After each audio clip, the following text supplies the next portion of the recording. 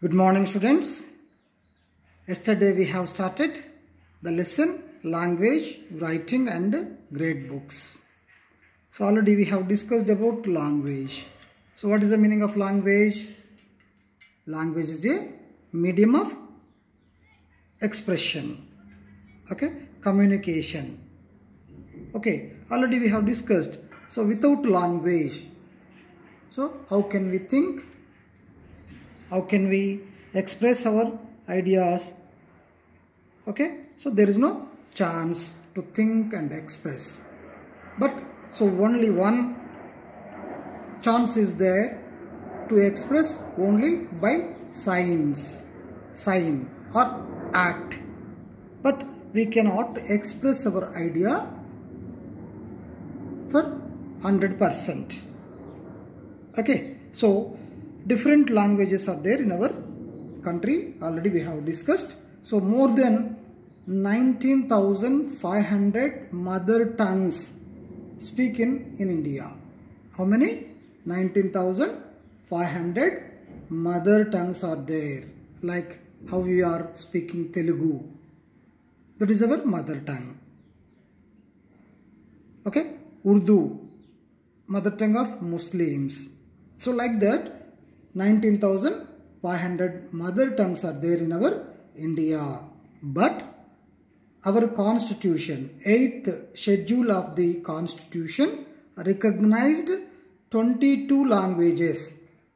Only 22 languages like Telugu, Kannada, Hindi, Marathi, Odisha, like that. Okay, Odissi.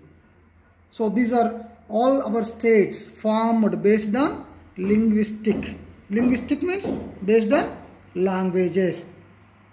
So our Telangana and Andhra Pradesh formed based on Telugu language. Tamil Nadu formed based on Tamil. Okay, Maharashtra based on Marathi. Okay, like that. So our all states are linguistic states. Okay, so when you go to North India, people speak mostly Hindi, Punjabi. Okay, so 8th schedule of the constitution recognized 22 languages. Already we have discussed in the previous class two different language families are there. So Dravidian family. Dravidian family means Tamil, Telugu, Kannada, Malayalam, Gondi came from that language, that old language. And Indo-Aryan family, Sanskrit, Hindi, Bengali, Marathi.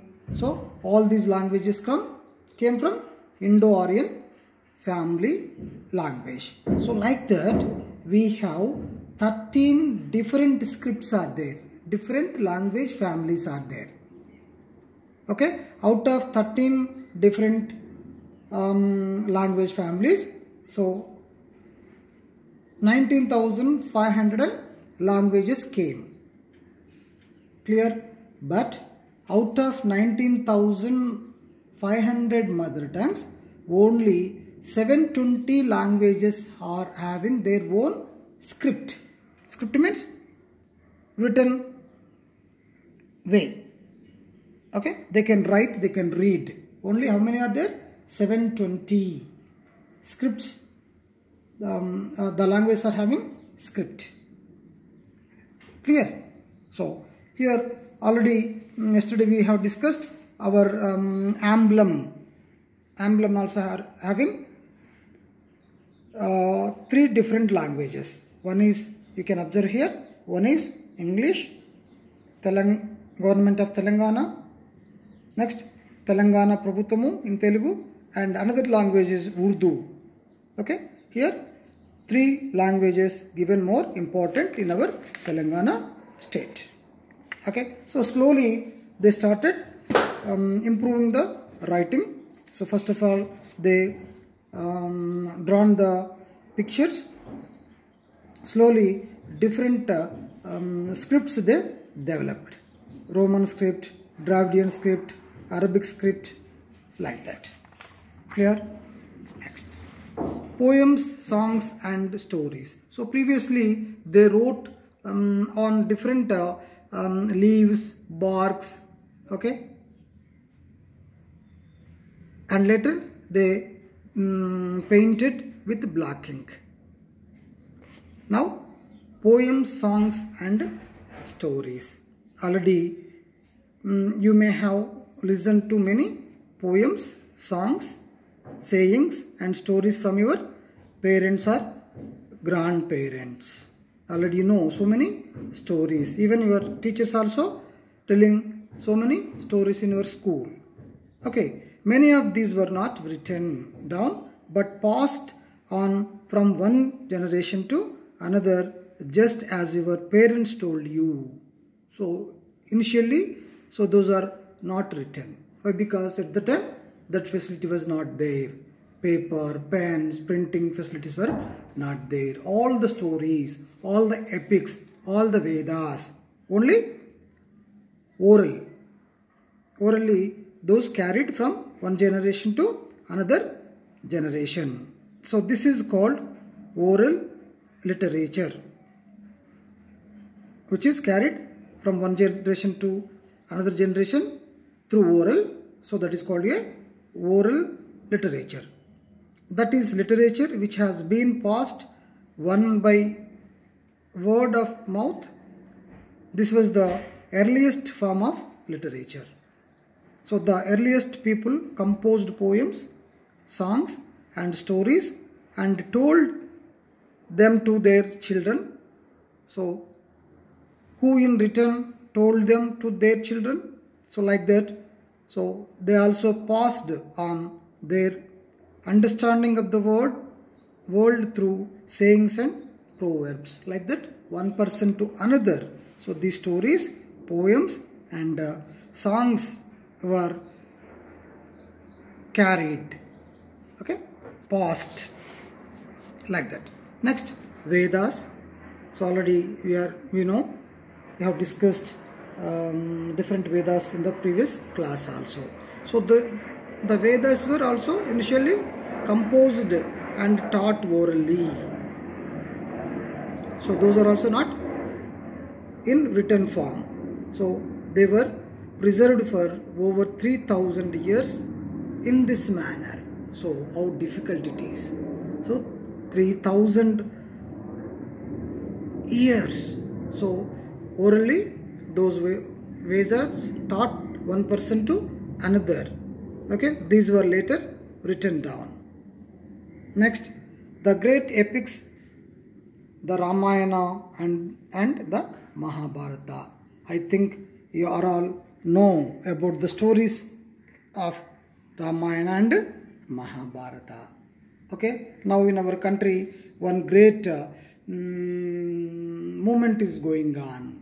So all people are donating money to construct the Rama temple in Ayodhya.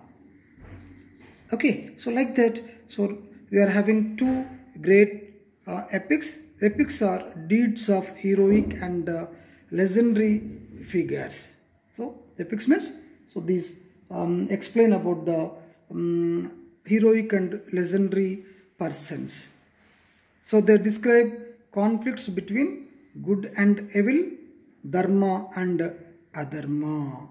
So these two epics explain, describes to us about good and evil, good and bad. Okay, dharma and adharma. So who read these two epics, they know very well which is good and which is bad, and which is dharma, which is adharma. That's why every Indian should read these two epics, should understand these two epics. Okay, so every country has its own epics. Like in India also we are having two epics. We have two important epics, the Ramayana and the Mahabharata. So the Ramayana is the story of Rama and Sita and the fight between Rama and Ravana. Okay, so the Ramayana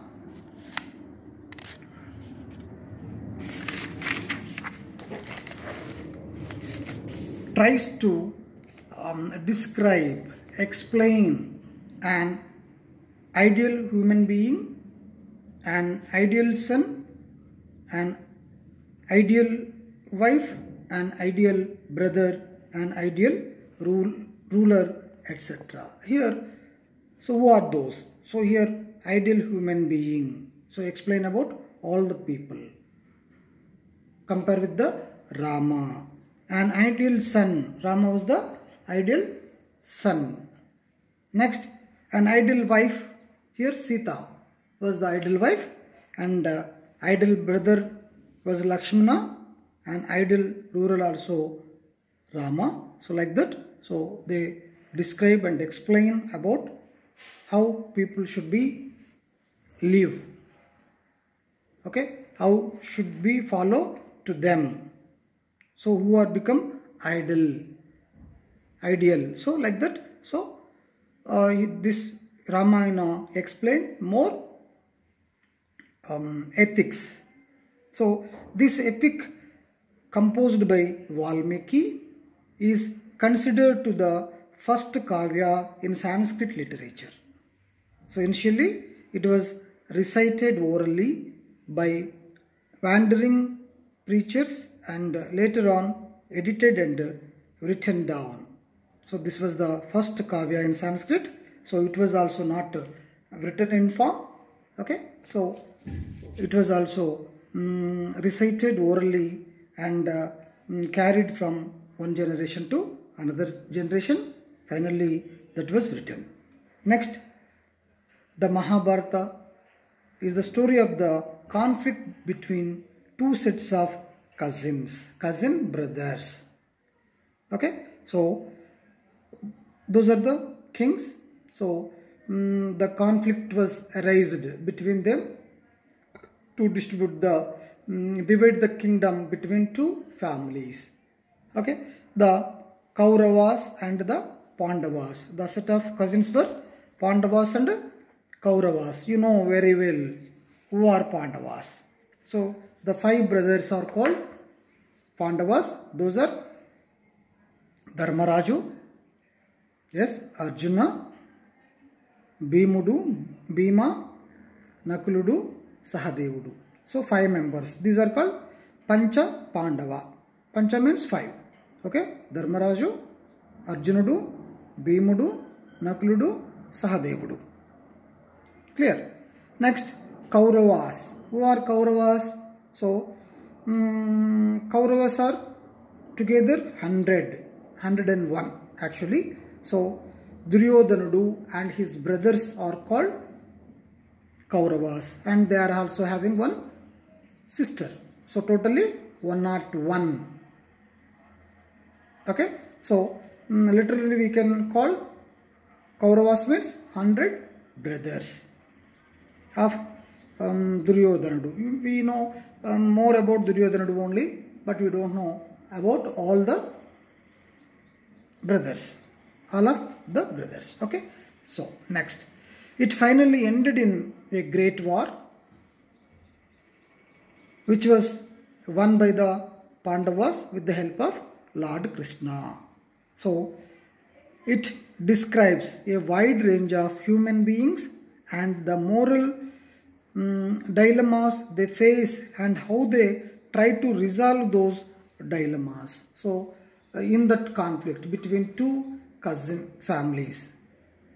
Okay, so the remaining kings got a confusion to whom which side they have to stand to fight in that great war. Okay, finally that was ended with the help of Lord Krishna. So Pandavas won in that war. So it is one of the largest poems in the world and contains hundreds of small stories. So many stories were there. So those are all are interlinked with this Mahabharata. Okay, so it was composed by Vyasa Maharshi and recited orally by wandering storytellers and eventually written down. So these epics also in the beginning not in written form. So it was also carried from one generation to another generation. Later that was written down. So historians believe that even though these epics were composed much earlier, they were given their final form about 1600 years ago. Next, Jataka stories. So another one. So you had read about Gautama Buddha in earlier lesson, of course. Gautama Buddha and another people. We read about these people in the previous class. His followers believed that he had been born several times earlier to preach Dharma to fellow human beings and animals. So the followers who believe Buddha, those are called followers. So they believed that the Buddha had been born several times to preach Dharma to fellow human beings and animals. They wrote many stories about Buddha's previous births and compiled them in the form of Jataka stories. So these are delightful stories which you might enjoy reading. So try to read. These two were collected and written down around 1600 to 1800 years ago.